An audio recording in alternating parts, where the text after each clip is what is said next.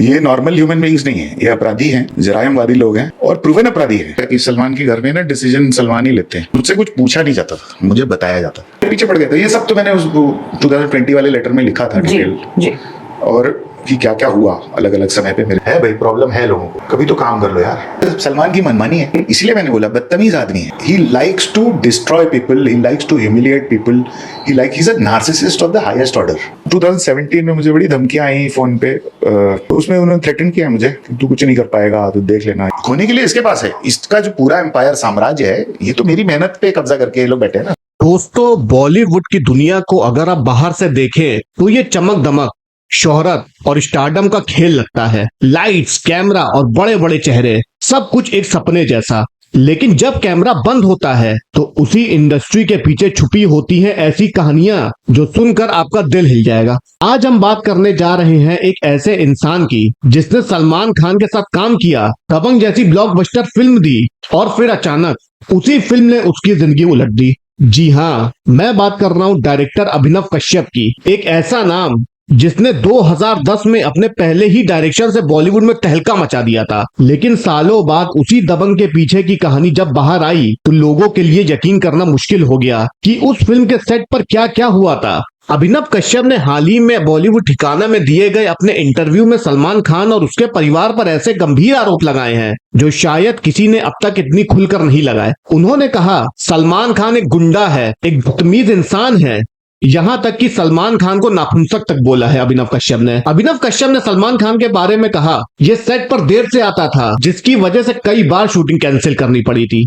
उन्होंने दावा किया कि सलमान और उनके परिवार ने न सिर्फ उनके काम में दखल दिया बल्कि उनके करियर को बर्बाद करने की कोशिश भी की। सोचिए, एक डायरेक्टर जिसने सलमान के साथ एक सुपरहिट फिल्म दी हो, वो अगर इतनी बड़ी बात कहता है तो बाद में कुछ तो दम होगा, है ना।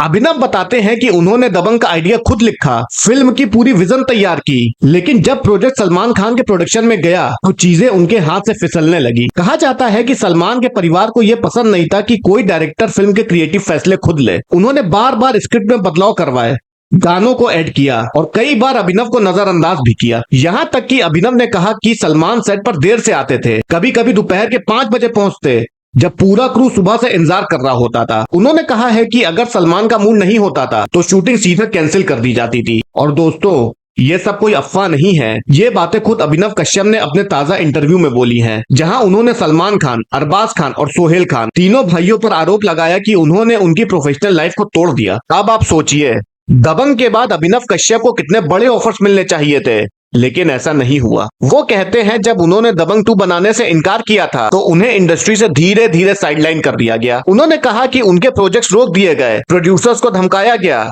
और उन्हें इस इंडस्ट्री में अनवेलकम बना दिया गया। और ये यहीं खत्म नहीं हुआ। अभिनव ने आगे ये भी कहा कि जब उन्होंने आवाज उठाई तो उन्हें धमकियां मिली, यहाँ तक कि उन्होंने पुलिस में शिकायत करने की बात भी कही। दोस्तों, ये कहानी सिर्फ एक डायरेक्टर और एक एक्टर के बीच की लड़ाई नहीं है, ये कहानी है पावर और सिस्टम की, जहां बड़ा आदमी हमेशा जीतता है और टैलेंटेड लोगों को अक्सर दबा दिया जाता है। दोस्तों, आज हम सलमान खान और अभिनव कश्यप की लड़ाई के बारे में बात करेंगे।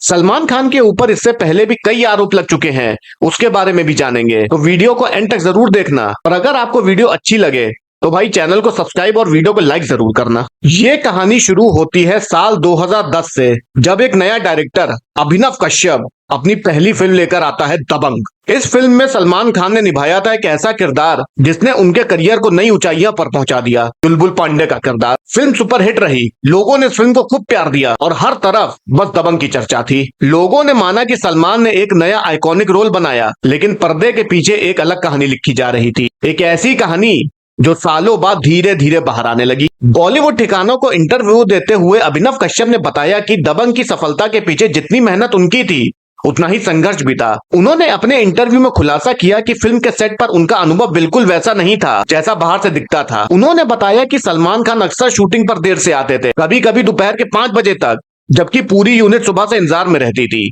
उन्होंने कहा कि कई बार सलमान का मूड नहीं होता था और शूटिंग को अचानक रद्द कर दिया जाता था। अभिनव कश्यप आगे बताते हैं कि फिल्म के शुरुआती दिनों में सब कुछ अच्छा लग रहा था, लेकिन धीरे धीरे दबाव बढ़ने लगा। अभिनव ने कहा कि खान परिवार, सलमान, सोहेल, अरबाज हर चीज में दखल देने लगे, स्क्रिप्ट से लेकर एडिटिंग तक हर क्रिएटिव फैसले में उन्हें टोक दिया जाता था। अभिनव कहते हैं कि मुझे एक स्लेव डायरेक्टर की तरह ट्रीट किया गया, कोई इज्जत नहीं, कोई फ्रीडम नहीं। उन्होंने बताया कि उनका सपना था एक अलग सी एक्शन फिल्म बनाने का, लेकिन धीरे धीरे वो फिल्म सलमान खान की इमेज बिल्डिंग का प्रोजेक्ट बन गई। एक वाकया तो उन्होंने बेहद डरावना बताया।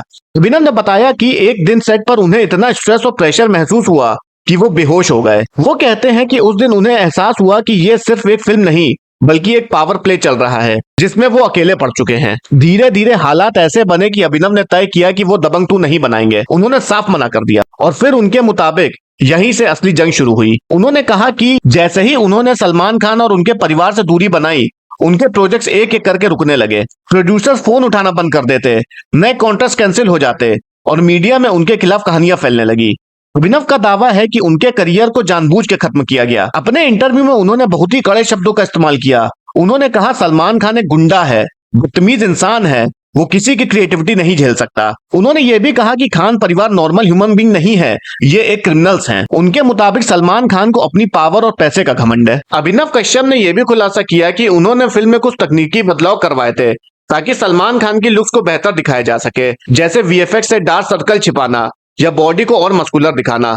उन्होंने कहा यह सब दिखाता है कि स्टार की इमेज कितनी नाजुक होती है और सच्चाई से कितनी दूर होती है। अभिनव का आरोप है कि अरबाज खान को निर्माता बनाकर सलमान परिवार ने फिल्म को एक तरह से अपने नाम कर लिया था और उन्हें पूरी तरह से साइडलाइन कर दिया था। अभिनव कश्यप ने पैसे और करियर को लेकर भी बहुत कुछ कहा है। उन्होंने दावा किया कि उनके अगले प्रोजेक्ट को खान परिवार के दबाव के कारण रोका गया, जिसकी वजह से अभिनव कश्यप को कई दिक्कतों का सामना करना पड़ा था। अभिनव कश्यप ने सलमान खान और अरबाज खान के झगड़े के बारे में भी बताया।